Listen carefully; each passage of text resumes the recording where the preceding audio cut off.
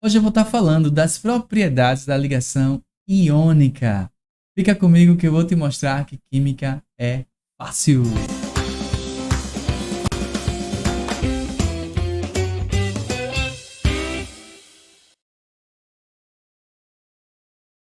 Uma das habilidades que você precisa conhecer sobre ligação química são as propriedades de cada uma delas. E é sobre esse assunto que eu vou estar falando nesse vídeo de hoje, tá? Mas antes de a gente ir para o nosso assunto, deixa eu te dizer uma coisa, ó. Você não precisa sair de casa para você aprender química. Sabe por quê? Porque você pode aprender comigo através de webconferência, através de aulas online ao vivo, tá?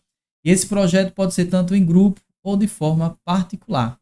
A gente tem 2 horas de aula por semana. Toda semana a gente tem um simulado para a gente verificar o seu rendimento. E você tem um horário exclusivo comigo para tirar dúvidas, tá? Ó, ficou interessado? Manda um WhatsApp para mim. Eu quero fazer parte da sua aprovação, tá bom?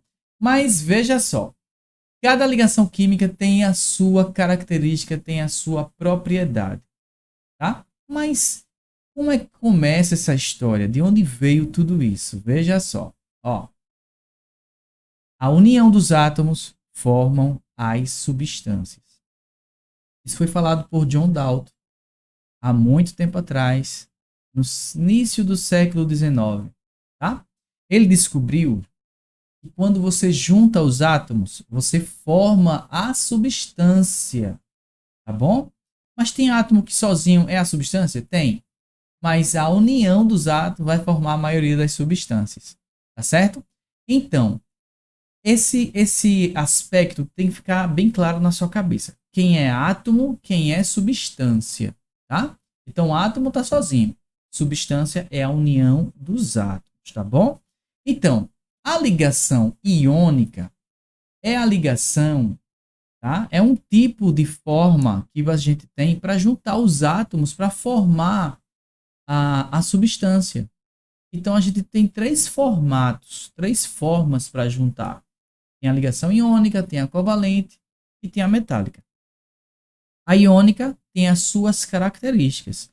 Aí nesse vídeo de hoje eu vou estar falando das características para esse vídeo não ficar tão longo e você não cansar você, tá bom? Então vamos lá para a primeira característica da ligação iônica. Ocorre entre metal e ametal. Tá vendo aí? Gente, não importa esta ordem. Tem que ser o metal na frente ou a metal depois? Não. Não importa. Também não importa a quantidade. Pode ter 2 metais e um ametal? Pode. Pode ter um metal e 4 ametais? Pode também. Nem importa a ordem, nem importa a quantidade, certo? Aí, metal e ametal, a gente vê isso na tabela periódica. Tá vendo aí? A gente observa na tabela periódica. E a gente faz assim, ó. Quando a tabela é colorida, é muito bom porque vem a legenda de cores. Pela legenda de cores você tem a noção quem é metal e quem não é. Mas lá fora não é assim. No concurso, no vestibular que você vai encarar, é preto e branco. Então, como é que a gente faz? Aí, isso aqui que eu vou lhe mostrar é um macete, tá? É um macete para você entender onde é que é metal, onde não é metal. Então, a gente divide a tabela periódica desse jeito aqui. Ó, a gente faz essa divisão aqui. Essa divisão, não sei se você está percebendo, eu estou separando no grupo 13, ó. Grupo 13 para a esquerda e do 14 para a direita. Pronto. A minha esquerda são os metais, tá? Com exceção do hidrogênio, ó. E se você observar, o hidrogênio está pintadinho com a cor desse pessoal daqui, ó. Tá vendo? É exatamente isso. Então, o hidrogênio, ele não é um metal. Ele é um ametal. Certo? E a parte direita aqui são os ametais. Tem exceção? Tem sim. Ó, tem esse pessoal aqui embaixo, tá vendo aqui, ó? E você não precisa se preocupar com isso, eles são metais também. Não esqueça que esse pessoal aqui, ó, subnível F, eles estão aqui, não é? E também são metais. Então, o meu lado esquerdo são os metais, o meu lado direito são os ametais, tá certo? Então, a ligação iônica, o que é que vai acontecer? Você vai juntar alguém que está aqui com alguém que está aqui, tá certo? Então, essa é a primeira característica e uma das mais importantes que a gente tem na tabela periódica. Ou melhor, na ligação iônica, que vai precisar da tabela periódica. Vamos lá. Vamos dizer quem é iônico. H2O é iônico? Será que H2O é iônico? Vamos lá. O que é que a gente faz? A gente procura o H e procura o O. O H eu já sei que é um ametal. E o O, ele aqui, ó, ele é um ametal também. Então, se são ametais, ó, ametal com ametal. Isso aqui não é ligação iônica, é outra ligação. Vamos olhar o próximo. Ó, aqui eu tenho carbono aqui, eu tenho carbono aqui. Vamos olhar o carbono. O hidrogênio eu já sei que é ametal. O oxigênio também. Falta olhar o carbono e o Na. Vamos lá. O carbono está onde? Vamos lá. O carbono está aqui, ó. É um ametal. Então aqui é ametal. Pronto, só falta olhar o Na. O Na, ele tá... Olha aqui, ó. O Na é um metal. Opa! Se o Na é um metal, aí eu tenho, ó, ametal com metal. Ligação iônica. Tá vendo aí? Perceba que tem vários ametais. Tá vendo? Mas se tiver um metal junto com eles, composto iônico sem sombra de dúvida. Próximo. O H eu já olhei que é ametal. O O também. Falta olhar o manganês. Vamos lá procurar o manganês na tabela periódica. Ele aqui, ó. Manganês é um metal. Pronto. Também é um composto iônico. Então, iônico é esse daqui e esse outro aqui. Tá bom? Então, a primeira característica é essa. É você sacar com quem você vai mexer, com quem você vai juntar. Então, ligação iônica tem que ter metal com ametal. Tá certo? Vamos para a segunda característica. Vamos lá. As substâncias iônicas apresentam elevado ponto de fusão e ebulição. Ó, toda vez que você estiver diante de um composto iônico, ele vai ter ponto de fusão e ebulição alto, muito alto, tá? É um exemplo. É por isso que você não pode colocar sal antes da água ferver. Quer dizer, poder pode, mas aí você vai gastar bastante energia, bastante gás para fazer a água ferver, porque vai demorar um pouquinho mais, tá certo? Então ele aumenta a temperatura de ebulição da substância onde ele está, tá certo? Então, essa frase aqui não é para você se preocupar quanto é que vai ser.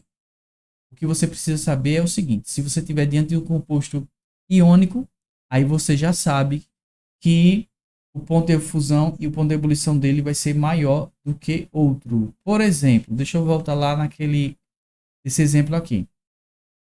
Ó, esse daqui é iônico. Esse aqui não é. Então, eu já sei que o ponto de fusão e o ponto de ebulição da água, certo? É menor do que o ponto de fusão e o ponto de ebulição dessa substância aqui. O nome dela é acetato de sódio, tá? O acetato de sódio vai dar maior. Então, não precisa saber quanto é que vai dar maior. A ideia não é essa. É o que você precisa sacar, que vai dar um número bem maior do que o da água, tá? É como se fosse prever o ponto de fusão e o ponto de ebulição da substância. Vamos lá, vamos para a terceira. As substâncias iônicas são sólidos cristalinos. Toda vez que você tiver um metal na substância, tá? Aí você vai estar diante de uma substância sólida, tá certo? Por exemplo, o sal. O sal é NaCl. Na é um metal. É por isso que o sal ele é sólido, tá bom? Agora tem um detalhe. Quem não vai ser sólido vai ser esse carinha aqui, ó, o mercúrio. Ele é um metal, só que o metal ele é líquido, tá certo? Ele é líquido. Então, por exemplo, ó, nesse exemplo que a gente fez aqui anteriormente, vamos lá. Esse aqui que eu circulei. Qual o estado físico nas condições ambientes? Eu já sei que isso aqui é um sólido. Tá vendo? Esse aqui deu iônico também, eu já sei que é um sólido. Tem um comportamento de um sólido porque tem um metal na história. Toda vez que tiver metal, você já sabe que o estado físico vai ser sólido, tá bom? Uma outra característica da ligação iônica é esta daqui, ó. Conduz a eletricidade quando dissolvida ou fundida. Eu acho que você já deve ter ouvido falar que a gente não pode ligar eletrodoméstico com a mão molhada, tá? Por quê? Porque na água, tá? A água que a gente usa para tomar banho, para beber, ela não é apenas H2O. Ela tem outras substâncias lá com ela e as outras substâncias que estão presentes na água são substâncias iônicas, tá? São substâncias iônicas. Então, se tem substância iônica, ela consegue conduzir a eletricidade, tá? Por exemplo, se você colocar sal na água, você botar o dedo na água, você vai levar um choque. Se tiver fio ligado lá, mergulhado no líquido, tá? Você leva um choque e é muito perigoso. Isso acontece também se tiver fundida. Fundida é derretida, tá? Então, isso é muito importante e é bastante cobrado nos vestibulares, tá bom? Próxima. Na ligação iônica, um átomo perde e outro ganha elétrons, tá? E isso a gente chama de transferência de elétrons. Pronto. Para encerrar, essa frase aqui é exatamente a habilidade que eu vou fazer e vou te mostrar no próximo vídeo que vai passar aí para você. Tá bom? Um átomo vai ganhar e o outro vai perder elétron. Obrigado pela atenção dispensada.